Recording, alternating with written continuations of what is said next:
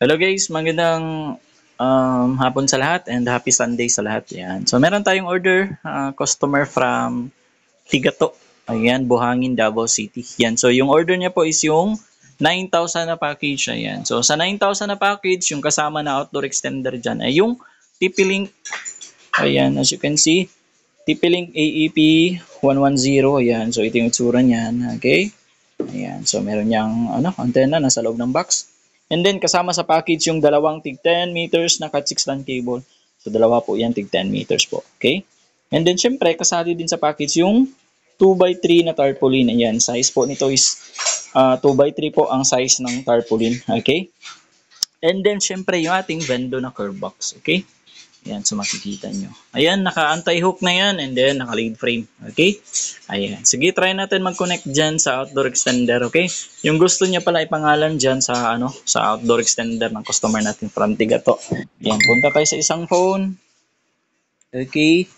Ayan, so wait natin na mag-appear yung ayan, so ito yun.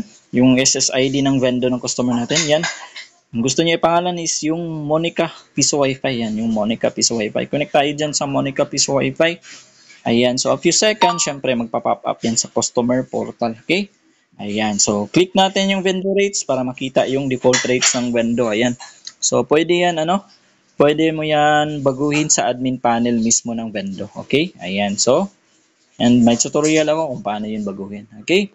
Ayan. So, yung Vendo pala, yung coin slot ng Vendo, tumatanggap yan ng bago at saka lumang coins. Ayan.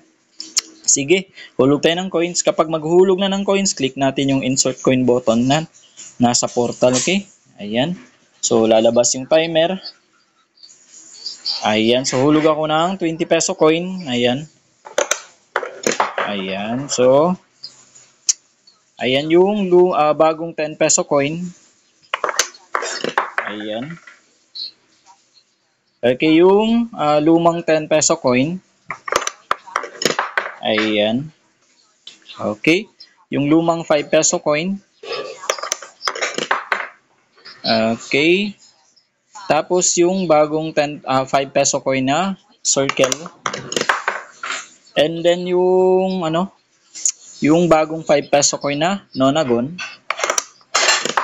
And then last one is yung dalawang bago at saka lumang 1 peso coin. Okay, hulog natin yung dalawa. Ayan. Okay. Ayan, so kapag wala nang ihulog na coins, click natin yung done. May done button dyan, yung color blue na yan. Click natin yan, okay? Ayan, so a few seconds. Ayan, so mag-i-exit yan sa portal. Okay, may mga phone na hindi na yan mag-i-exit. Ayan, so may mag-pop up. Okay, connected, meaning connected ka yan sa Vendo. Okay, try natin play ng video. Ayan, so punta tayo sa PureTuber. Okay, play tayo ng iba. Ayan. Okay, play natin yan. Ayan. So, makikita mo nag-play yun. Ayan, so, ayan, kita nyo sa taas. Connected ako sa Monica Piso Wi-Fi. Ayan, so, play ulit tayo ng isa. Hanap tayo ng video. Ito na lang, okay? Okay, wait natin a few seconds. Okay, so makita nyo sa taas. Ayan. Okay. Ano ko lang yung yung volume. Ayan. Ayan, so nag-play na siya. Teka lang. Ayan. Ayan. Okay, so nag-play yung video and then connected tayo sa Monica Piso Wi-Fi. Meaning po, gumagana po yung Vendo, okay?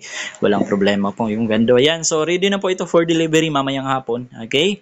Again po, customer ito from, Tigato, Buhangin, Davao City. Yung order niya again is yung 9,000 na package, okay? Ayan, kung gusto niyo po pala mag-inquire regarding po sa mga packages natin, kindly contact niyo lang po sa page, ayan. Okay, wag po kayong mahiyang magtanong, okay, regarding po sa mga complete details ng mga packages, okay? Ayan.